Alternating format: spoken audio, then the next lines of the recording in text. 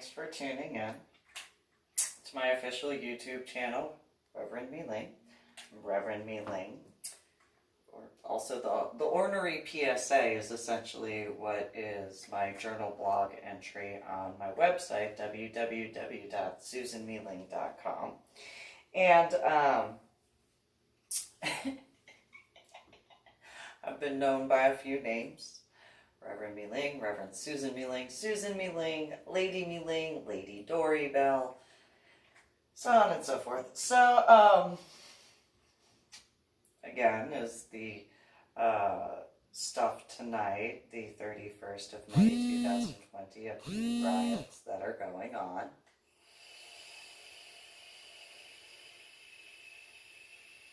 Throughout the nation now, for whatever night in a row on top of the COVID whatever aspect. And so I'm going to discuss a few things, and if you've seen prior videos, you understand it's going to make its way around to how that goes.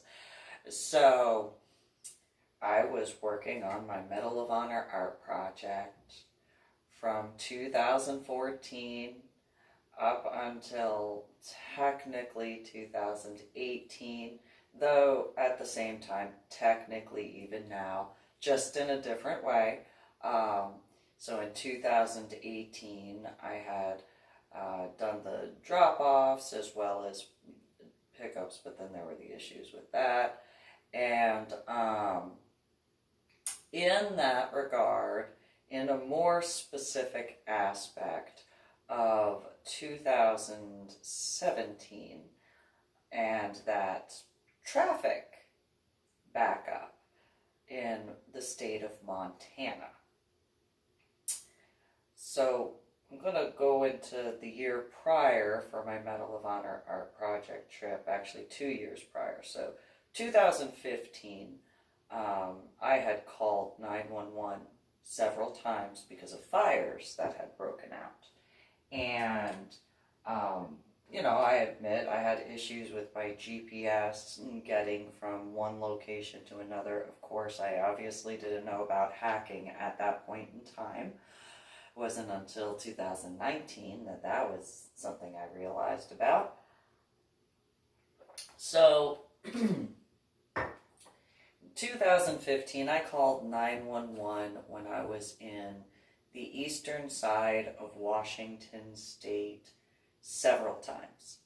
I don't know how many. I'm sure maybe there's a phone record of that somewhere where I had called, given as much information as possible, multiple times. Not just when I was in the eastern side of Washington State, near Spokane.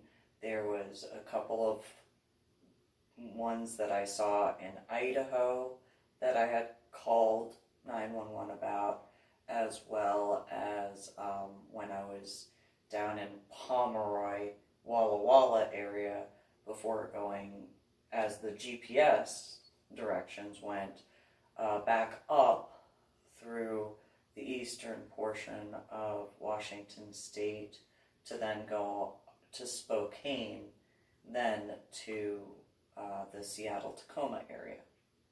And in those times, I called 911 several times, some more because of the amount I saw fire. And, it didn't matter to me that they were smaller towns. It actually, in certain regards, mattered more, and not in any offense towards the larger towns, but understanding and comprehending that the smaller towns are usually where farming occurs and the stuff of the like, whether it's farming vegetables and fruits, which I can't even eat. I can't. The fruits and vegetables have to be cooked and processed fully for me to eat. So I can't have salads or anything like that. However, understanding and comprehending that that's their livelihoods, as well as, now I do admit I am a carnivore. So, all those cows, all that dinner. I don't mean to be mean. It's just dinner, but also at the exact same time of, again, that is their livelihoods, and so. Not in any offense towards the bigger cities, because obviously, if needed, I did call. Now, in regards to 911, in 2015 still, when getting from Spokane going back towards the Tacoma region, there were 3 specific times that I had called 911 within not even 2 hours of each other, of the 3 different calls. And the one of those calls in particular, I had my cigarette, I was smoking, and I had this, and for those who smoke cigarettes, you understand this aspect. I had a freshly lit cigarette. The cigarette actually went out. And I was like, I'm just going to throw it out the window. It was out. I have a thing about field stripping cigarettes. It's a personal thing. And so, threw it out the window, and as I was rolling up the window, there, for those who know that portion of I-90, it's like 70 miles an hour. So for me to throw out the cigarette where I did, at the time that I did, traveling at that speed, and then, feeling I need to close my windows. And usually for when I drive, I usually have the windows open. I don't really like air conditioning unless I am at a slow intersection or slow driving, because I don't like bugs getting in my car. And so I'm not the only one on that regard. I prefer convertibles for a reason, and not moonroofs. It's a personal preference, nonetheless.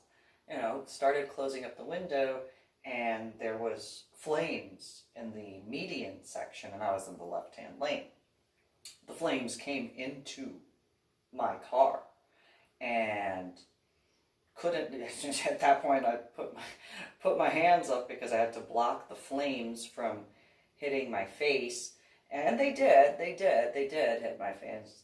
No, so then finished closing the window, reach over to get my cell phone to call 911, and I did, and when I was speaking with the female, again, on 911 phone call, and trying to give a point of reference, I gave her the mile marker number that I had passed.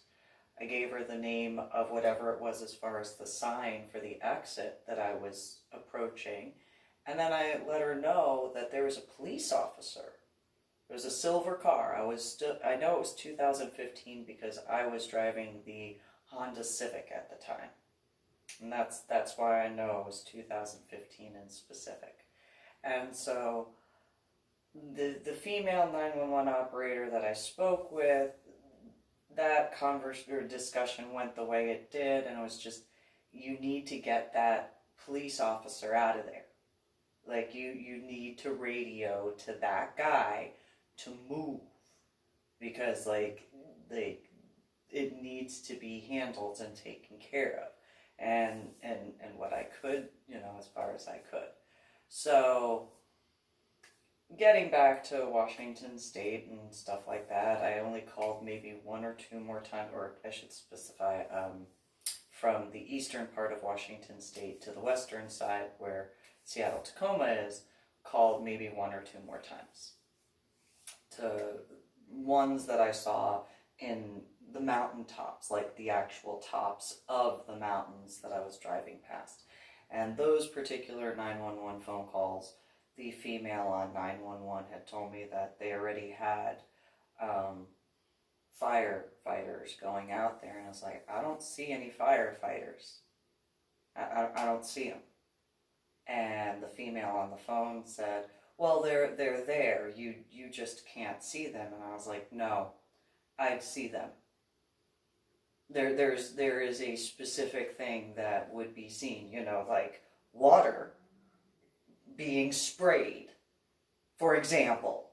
Not being rude, just that is, or whatever fire retardant sort of stuff, you would see that if they were actually there. I understand it was on the mountain, but that sort of power type of spray, you're going to see that. I mean, again, maybe I'm a little bit different because I could actually see the Vandenberg when at the top of the ocean in comparison when getting out there for that scuba dive. However, I would be able to see that.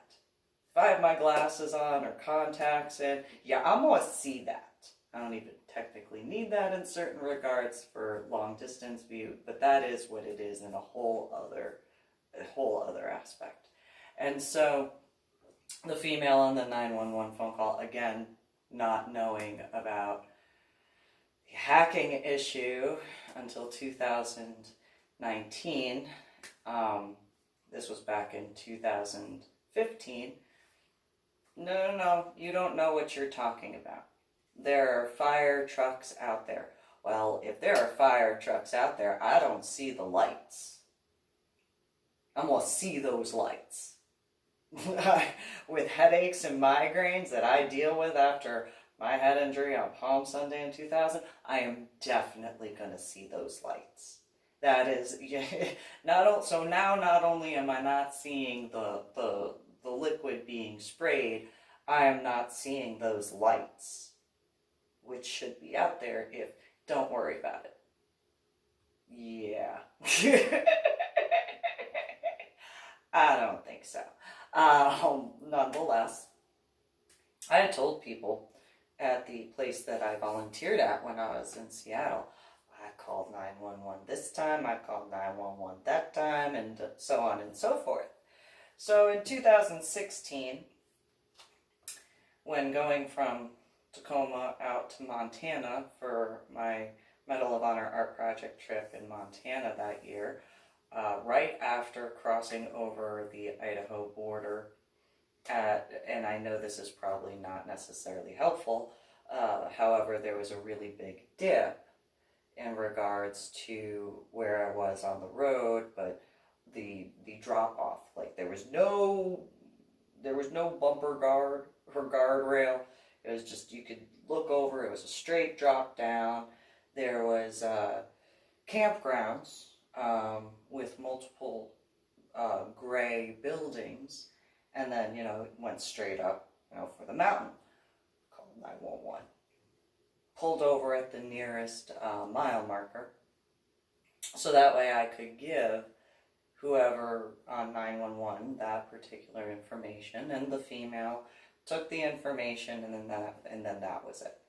And getting into Missoula and at the old Fort Missoula post, I've discussed this in prior videos, but for those who haven't seen those, I went and got the rubbings for the Medal of Honor recipient markers there, got back to my car, saw that I had a voicemail, clicked into it, and had the transcription while it was playing, and I was just, oh, okay, I'm going to call that guy, because I obviously read it quick enough and, spoke with the guy, told him what I could remember as far as all that stuff. And then it's, well, what are you doing in Montana with a Washington State number? Oh, well, just doing my Medal of Honor art project, I'll just, just gonna go do that, I'm being respectful, so on and so forth, But yeah, I saw this, so it was one of those, well, let me call in now, because, in that regard, there were quite a few at the campground, quite a few cars, trucks, SUVs, campers, and so on and so forth.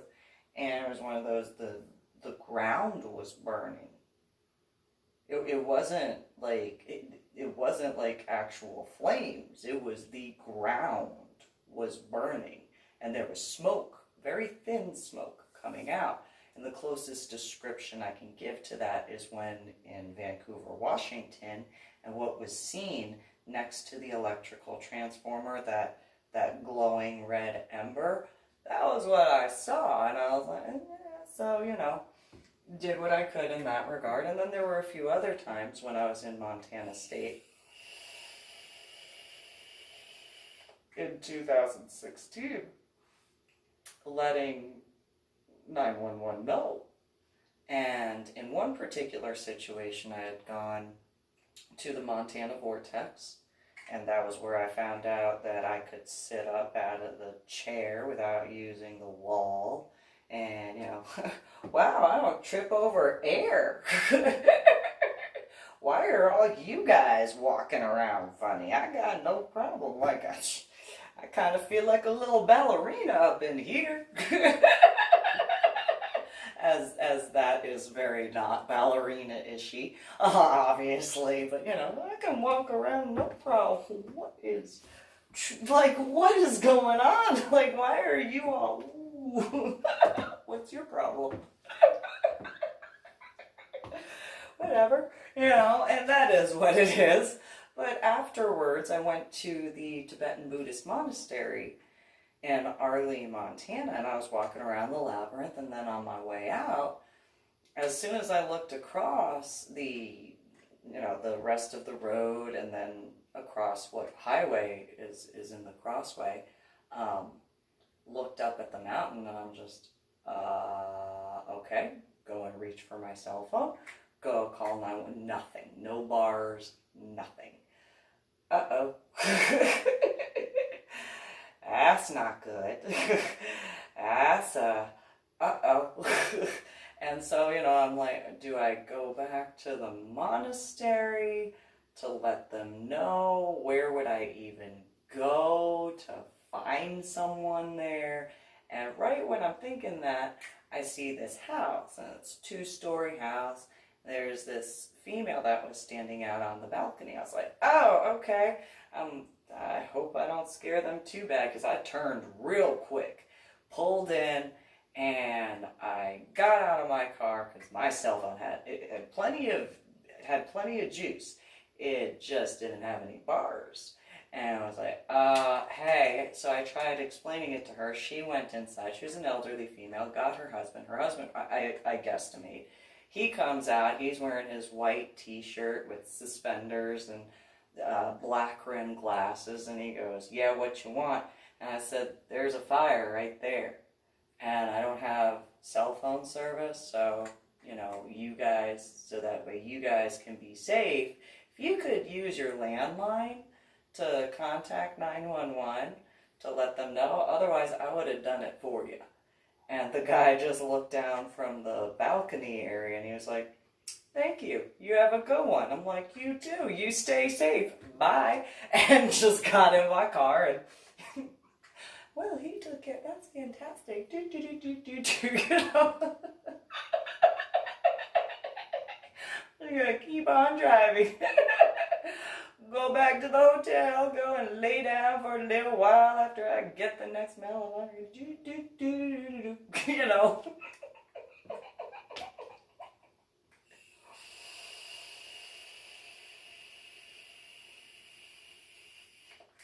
Well, the following year, let me clarify. In 2016, after I finished getting the different guys from that particular trip for my Medal of Honor art project, I get back to Washington State, and I see my son after he got back from camp.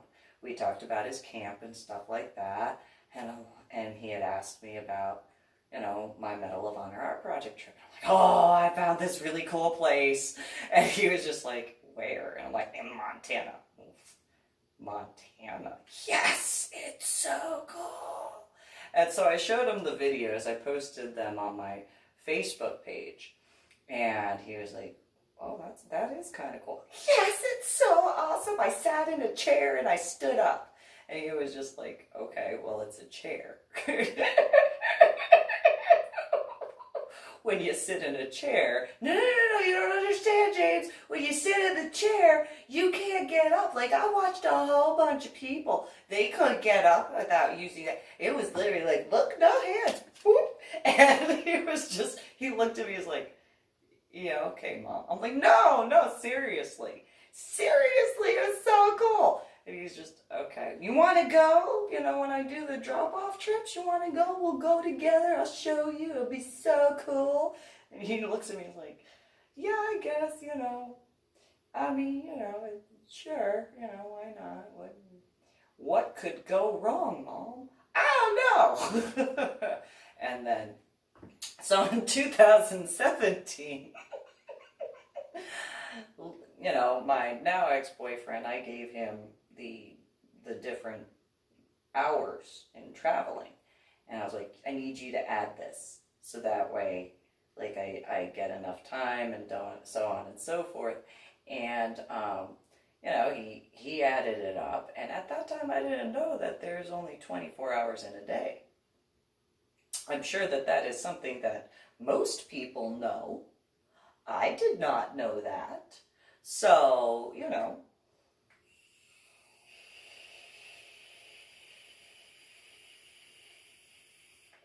like 30-something hours of driving. I mean, I did it, and there was no issues on my behalf.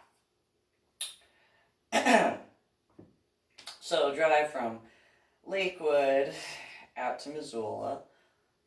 My son is in the car, of course, at that point, and this is in 2017. Drive out, go drop off the Medal of Honor recipient artwork pieces where I dropped them off, go down to Butte, go up down to Anaconda, and then I think I went one last place, and then went up to Deer Lodge to check into the Lolo Hot Springs, dropped our stuff off in the cabin, then drive my son and I over to the Montana Vortex in Columbia Falls.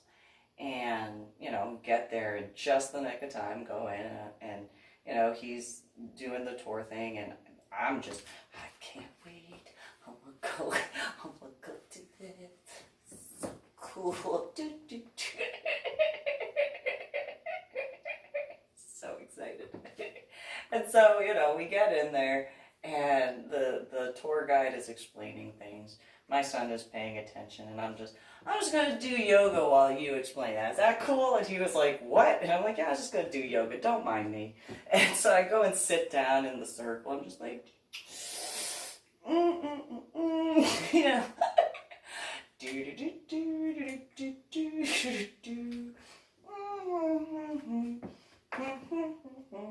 You know,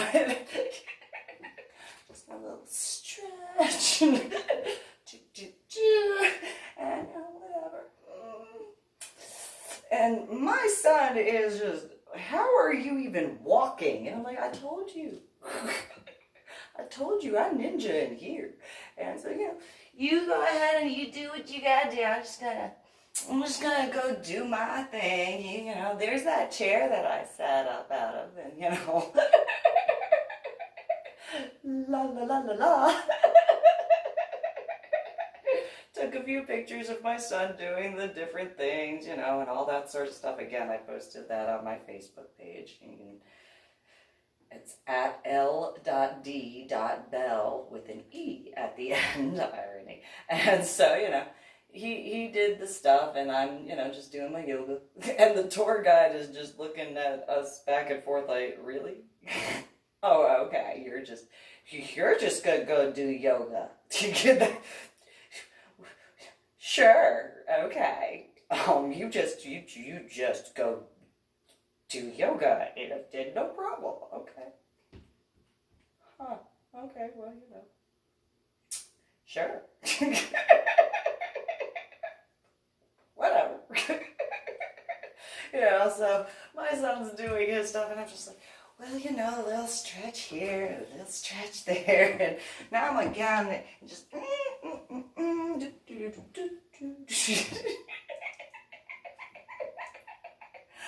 and so, you know, there was a chair, and my son sat down in it, and he tried to get up, and then he had to use the wall, and I go, look what I can do. I sit down in the chair, and he's like, okay, go ahead.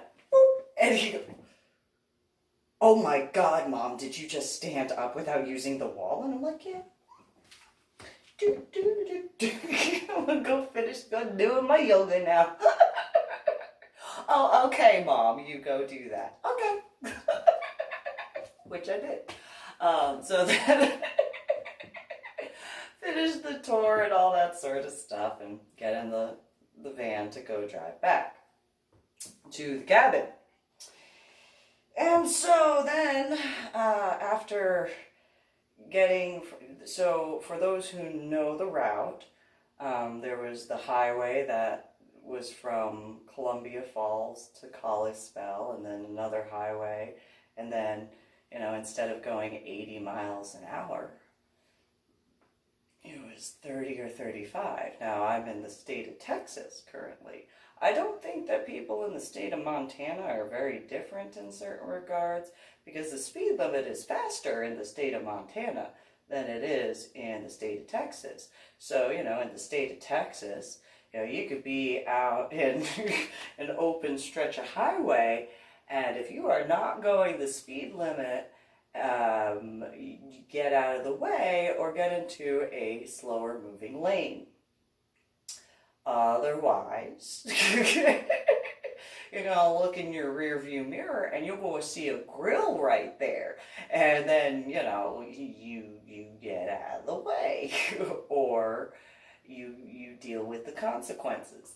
And so, you know, I'm in the white van. It was a Dodge white van that I had gotten from Enterprise. I think it was Enterprise. Anyway, so there's a red Hyundai. I think it was an Elantra. It could have been a Sonata. It was a jelly bean looking car, which is not helpful, but, you know, it's 4 doors, and it was a Hyundai. I only remember because of the little H in a circle. Because Hondas have a more boxy look in comparison to Hyundais, and as far as like the cars in comparison. And so I am driving, my son is in the passenger seat, and I've got however many of Medal of Honor artwork pieces in the back of the van, and we're on a mountain. Now, without my son in the car, it would have been reach for my cell phone and stuff like that. But it wasn't a fire. And so it was one of those, I don't know what to do. So at that point, it was just like, well, I'll use this as a teaching moment. And so, do you see, and I pointed and I said, James, do you see that car in front of us? And he's like, yes, I do, Mom. And I was like, okay. So you see how, like, they don't care about the people that are not just you and me in this car, but all those cars behind us, all those trucks, all those SUVs, all those semi-trucks, and all those motorcyclists? And he looks back and he goes, I'm like, yeah, so, you know, this is why if you don't know how to drive on mountains, you get out of the way. For the people who do know how to drive on mountains, you wait for all those people to pass you by, and so you are not a roadside hazard in that regard. My son looks over at me and looks back and forth. He's like, yep, yeah, I see all those cars that red Hyundai is causing problems for. I was just like, yeah, so, you know, don't be like that group of whatever they are in that car. Like, whatever you do, don't be like any of that. They are like the poster children of, like, what not to be like, you know, not those were the exact words, but, you know, there's a long, you know, it only took 5 hours to get from Kalispell to Two-Town, or whatever the town is, with the gas station that has kind of like a, I don't want to say a trailer, but kind of like the pre-manufactured houses, 1-story sort of setup with a wooden patio out front. And, my son had to go to the restroom. I had to go to the restroom. I was like, yeah, let's stop. Let's do that. And the only time I could actually pass that car was when it had opened up to 2 full lanes for more than a quarter of a mile. Because the times when it had opened up, that red Hyundai would straddle the middle of the 2 lanes and not get out of the way. And I didn't want to teach my son about road rage, so,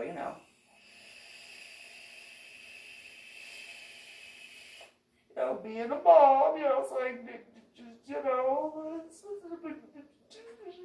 and so, gotta keep calm for my sons, that way I can lead by example.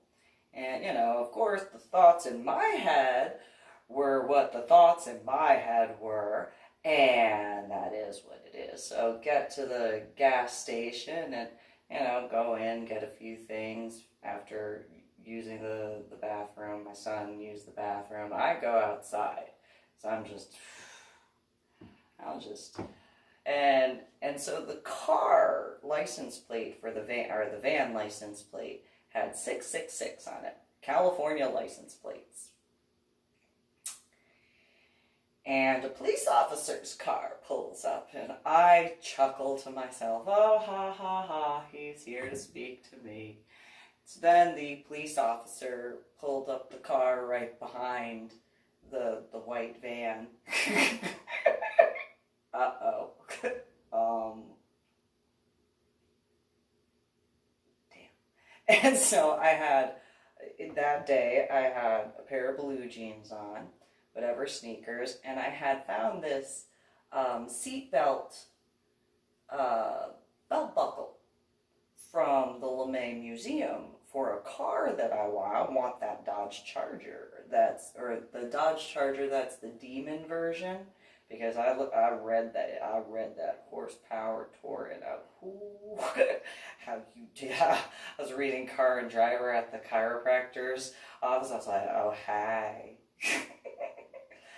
Hi. Oh, look at those curves. Yes. And I like cars. And so, how you do? Yeah, you a beast. You a beast.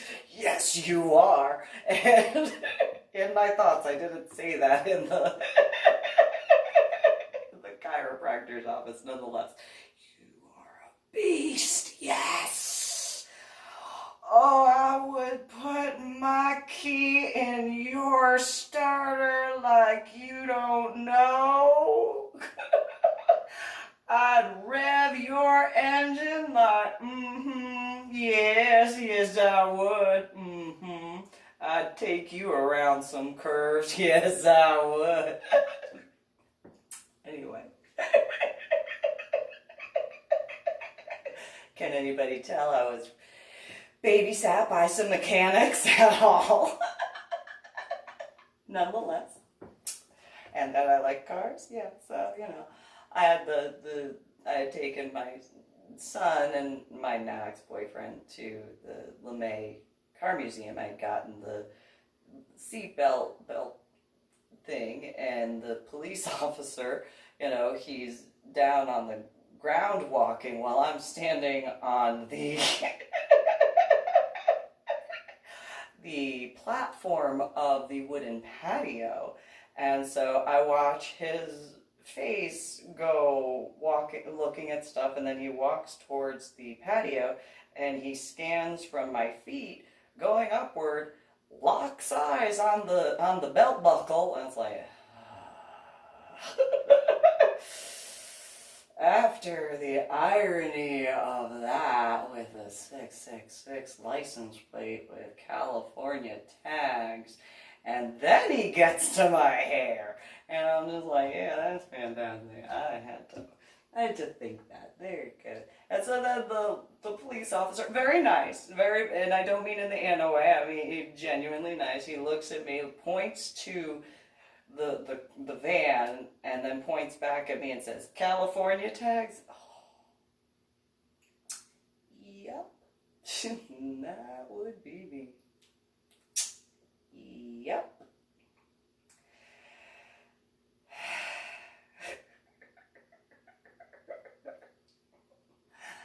irony. Irony. And so, he walks up the stairs because there were multiple stairs. That's how tall, and so he walks up, and as my son comes out from the gas station, he winds up hearing the police officer, not seeing the police officer, hears the police officer say, "So there were reports of you drunk driving." My son starts laughing, and shut your mouth. Don't. And, I move out of the way so he can see the police officer. He goes, "Yeah, my mom doesn't drink." He went real quick from, "Yeah, no, hello, officer. No, no, my mom don't drink. No. Didn't. I'm looking at him like,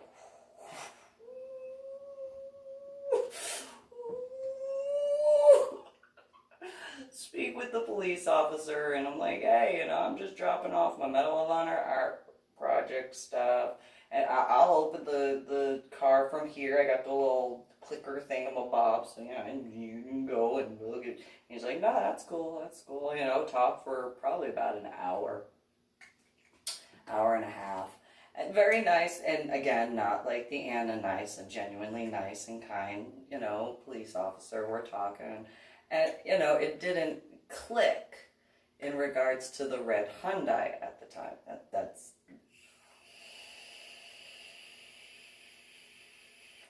my mistake. However, quite a bit was going on at that time. And so, speak with him. He obviously was able to tell that I didn't have any alcohol in my system at all, because there's a particular fragrance when you drink alcohol. And so, get in the car, or the van, and, after speaking with the police officer, my son and I are driving off, and, at that point I was like, "So, I got root beer right there. Is that what he meant?" And my son just started laughing. He's like, yeah, it's a special type of root beer. It's got root in it." Hence the name root beer. I got coffee too. It's my coffee. And so we're joking back and forth. It didn't really click or dawn on me in various ways, as far as at that point in time, to those individuals in that car. However, in 2017, that same year, could have swore I saw some of those individuals in the Nebraska cemetery that nobody should have been at whatsoever during the 2017 solar eclipse. And so,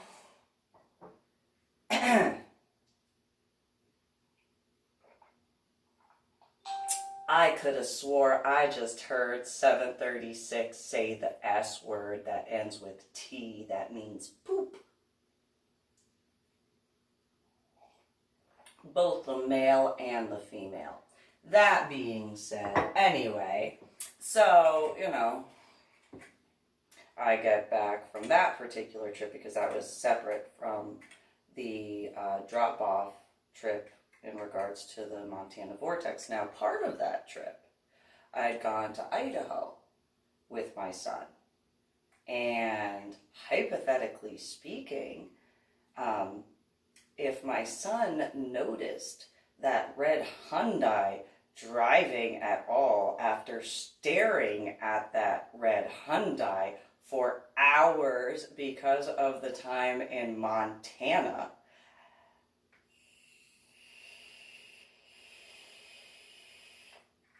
I am the one who had the head injury on Palm Sunday in 2000. Not my son. I am the one who is, project. Look, James. Look. It's such a Not that I did it that way, nonetheless. It's so cool, it's just so awesome. It's so awesome. You did so much. It's so awesome. And my son, watching while I'm all excited, just, yeah, you do what you gotta do.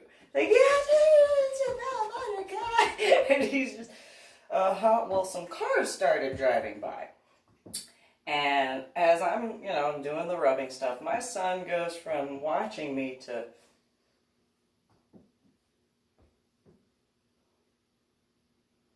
what are you doing, James?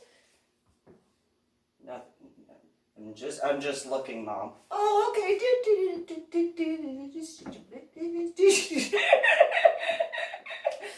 I didn't realize that back then. And so, then there was the,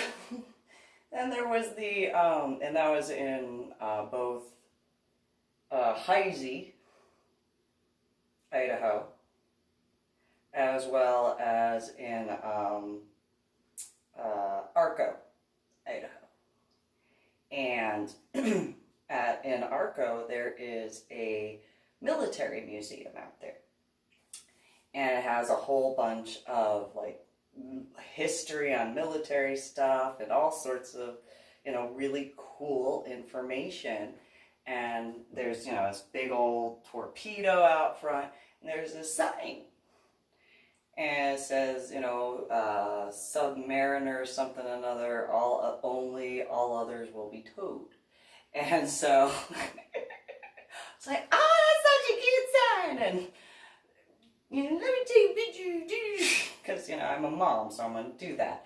And so, my son looks at me, looks at whatever was behind me. I didn't realize, because there were a bunch of cars that were driving past. And he goes, you know what, Mom? I actually do want to take a picture. It's like, oh, you actually want to take a picture? He just, yeah. And so he leans down on the thing, and he has the biggest smile. I'm like, oh, you're so handsome. And I realize now it was probably like, yeah. Mm-hmm. And so again, I'm the one who had the head injury on Palm Sunday in 2000, not my son. And not like a whole bunch of other people. I'm the one who has the memory deficits. I'm the one who has the cognitive disorders, not my son. And so, going to the area where the Hawkbill is, because it has the hull of the submarine, and took some pictures. And then it was like, yeah. Looking as cars drove past. And, just do. I'm so happy, spend some time with you, And so, went and signed in to that particular military museum and stuff like that. Look around, speak with the guy. The guy was discussing a whole bunch of stuff. Really awesome to listen to. I took a bunch of pictures. My son is listening to everything, and I'm like, yes. Pay attention. Listen. Look at this stuff. This is history right here. So on and so forth. My son is just, wow, I'm like, yes, look at that. Look at the information. Pay attention to it. These are, as the guy at the museum was speaking, I'm thinking, yes, pay attention to the details of. Look at these awards that various people had donated to this museum, so that way, people can find it and learn. You are literally, the building doesn't look like a museum, but it is. And so, pay attention, look, you are completely immersed in a very teeny tiny building nonetheless. Look at it.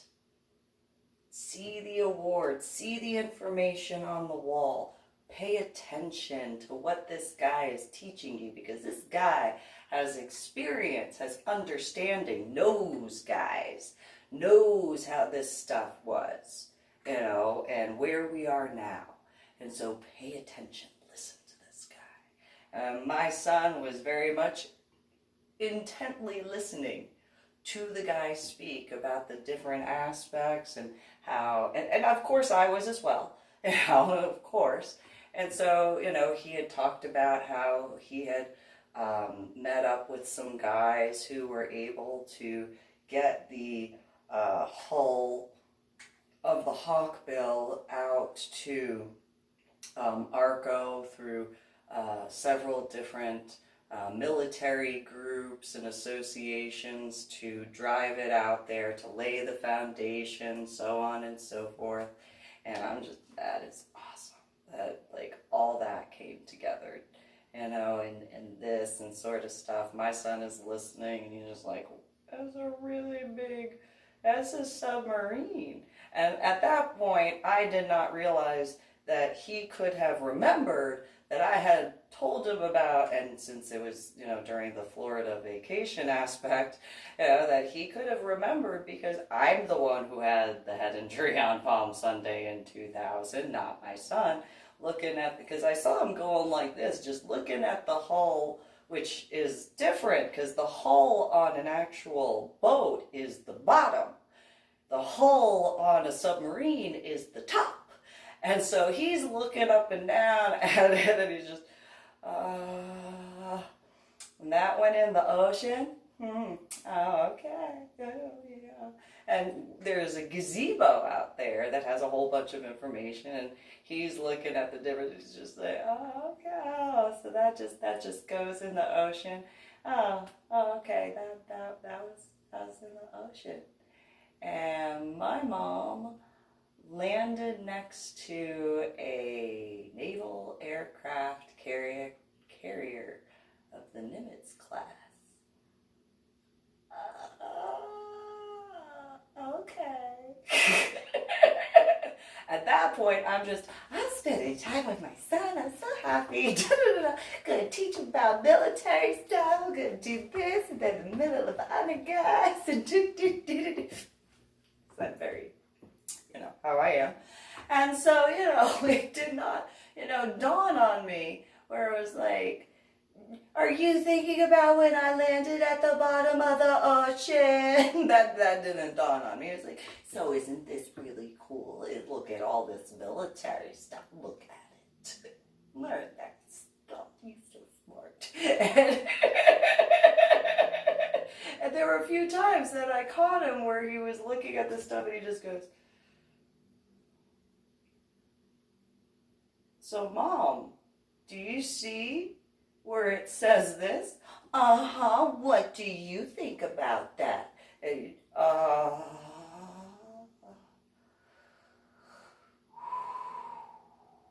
So this goes in the ocean. Yeah, it does. Like the ocean.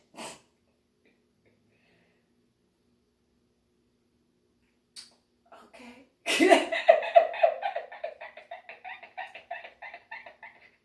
Because I'm me and I'm how I am. So, I'm just excited to spend time with my son because I'm a mom. And so, anytime I can have time with my son and at those times with my daughter as well, and I'm very much I'm with my son, I'm with my daughter, and just excited. I'm a mom. And so, that sort of stuff. And then go back to the cabin and, after stopping at Chili's for a little while, got to eat some and, no paradise pie there. That was the thing. My son, my daughter, and I, every time we would go to Chili's, it's the thing, we'd get the paradise pie. And we share one there and then take one back to the house. And it's so good. Paradise pie, yes. Some good stuff. And so, but we still enjoyed ourselves in Idaho Falls and got to see all that stuff. So get back to the cabin and, he needed to sleep and I'm just, I'm gonna go outside and smoke. and, you know, just enjoying the view, looking at all the stuff, and a couple people are walking by with their dogs. One female asked me, you know, where are your dogs? Oh, back at the house in Dakota. Why do I need dogs? And she looked at me, she was like, do you know that there are bears in the state of Montana? Oh, I know. If I have to handle, I will handle that. Then don't. And she's just, oh, okay. I will punch that bear in the face. I've dealt with some stuff, you know, so it's cool. I'm just going to enjoy my cigarette right now. You have a good one. And so she just walked around. I was like, you know, yeah, that's what it is, you know. You little teddy bears, you better stay out of this campsite. Don't make me. Don't make me.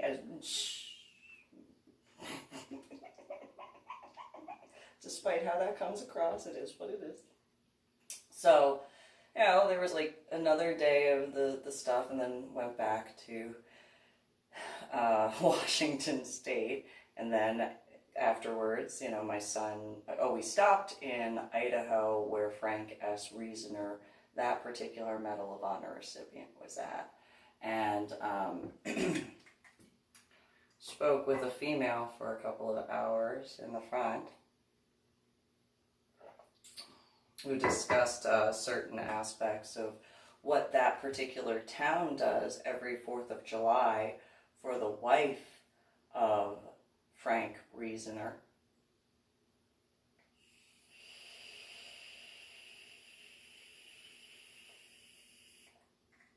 Among the other veterans of that small town in Idaho, which is similar to a discussion that I had with a guy when I was in Oregon, near the Hood River. I think it was Marcus Robertson, if I'm not mistaken, spoke with that guy for a couple of hours, where that guy explained how the town does stuff for that particular Medal of Honor recipient every 4th of July to respect not just that guy, but all military guys. As several cars were driving past. That was in 2016, before I went to Montana that same year, the first time. And so when I was staying in the Days Inn in Salem, Oregon, and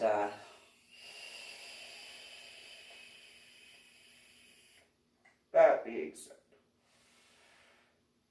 in regards to each year from 2015 on, I was volunteering at a location in Seattle, and I would speak with some of the guys there and discuss all the different stuff that happened during my Medal of Honor art project trips.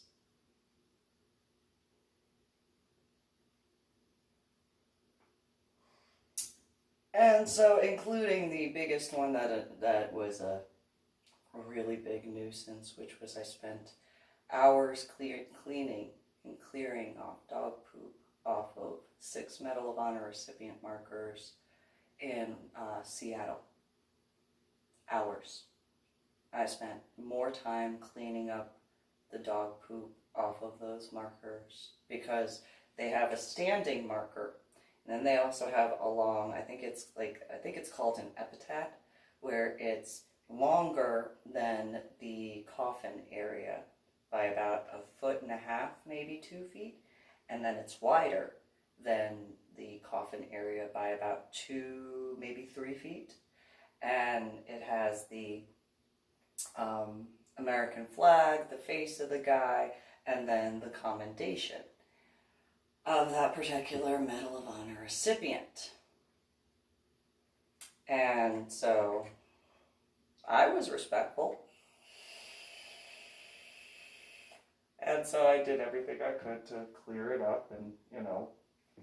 And, in scuba diving, there is a saying, take only pictures and leave only bubbles. Before ever getting into scuba diving, I was taught by my biological father, you always return something back to whoever if you borrow something in better condition, or at minimum the same condition, but if you can give it back to them in better condition, that is a better way to do it. So, I was just getting the rubbing. It's not the exact same. Nonetheless, it was in better condition when I left it than when I got there. For those 6 markers that I had complained about multiple times to several individuals where I volunteered at, all military guys, former, but always. And so about my Medal of Honor art project. And so in 2018, I did the drop-offs first, and I could have swore, like looking back now, at that time, had no idea.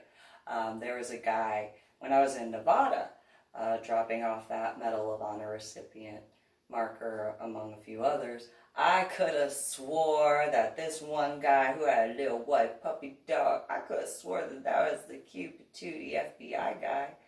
That's not helpful, but I think it was.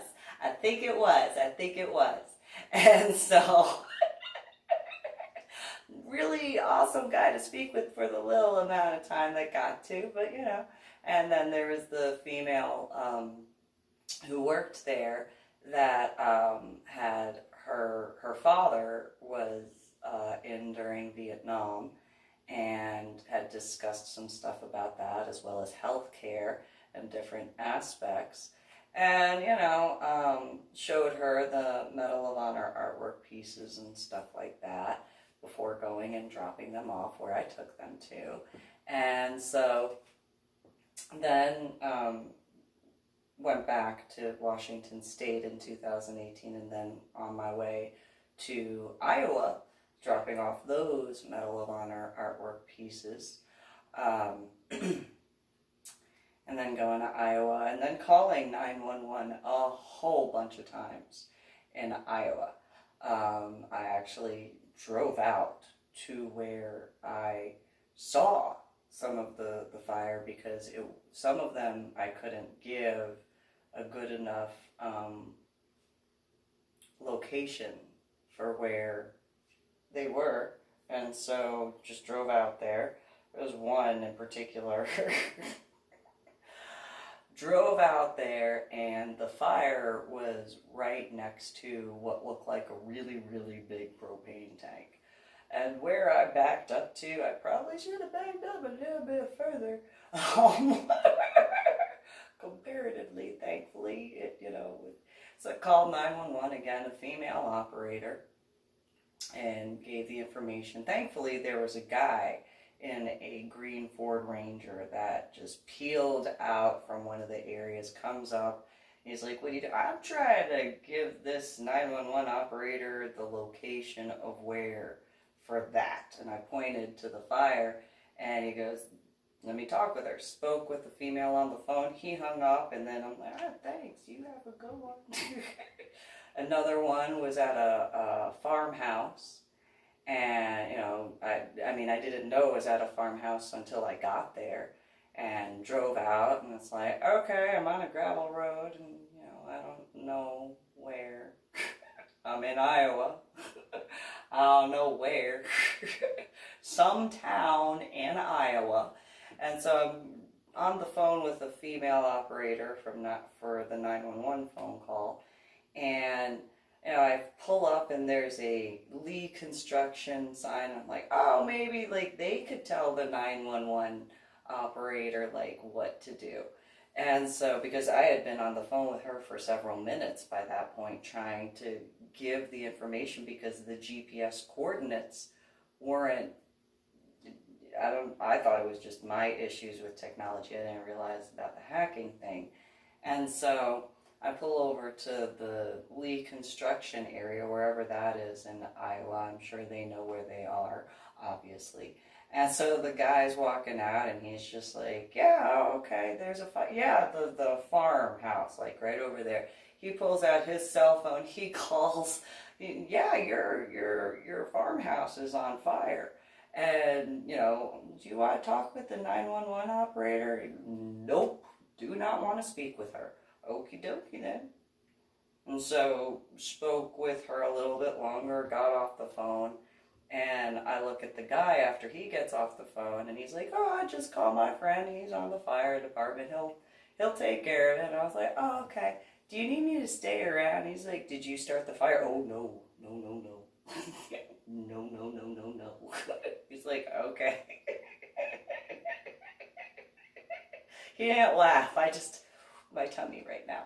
And so, he's like, well, if you didn't start the fire, you go on and go. Okie dokie, you have a good one, bye. And the car drove off a few other times. And so,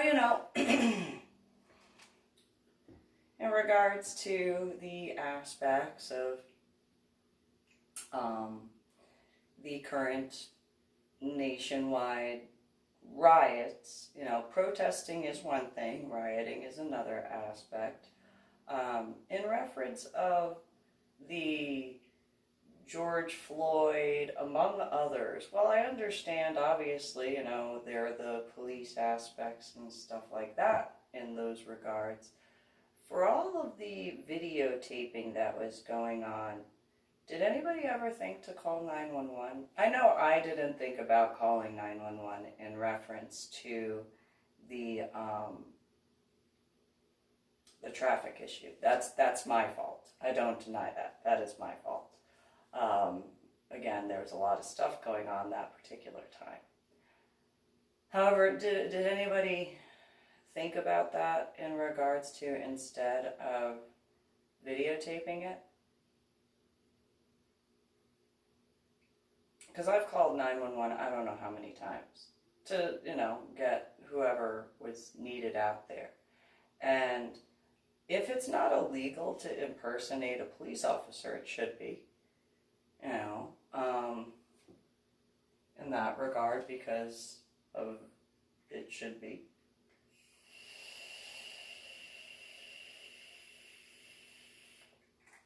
I've never stolen valor like that. However, I don't know if there are those who have.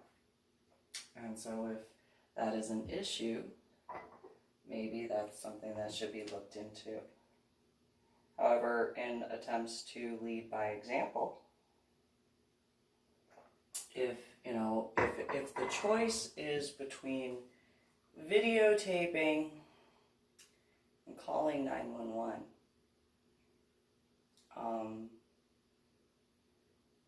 even if it's just to verify that it's supposed to be going on, is that not something that people thought about? I don't know. I mean, there are different angles of that particular video. So, just saying, possibly that would be an aspect, if you have to videotape it, could you call 911 first? And I'm not blaming anybody except for those who are actually guilty of actual crimes. I'm just giving that as an idea and an example, or a bunch of them. So, you guys have a good one. And thanks for tuning in to my official YouTube channel, Reverend MeeLing. Like and share and subscribe. Have a good one.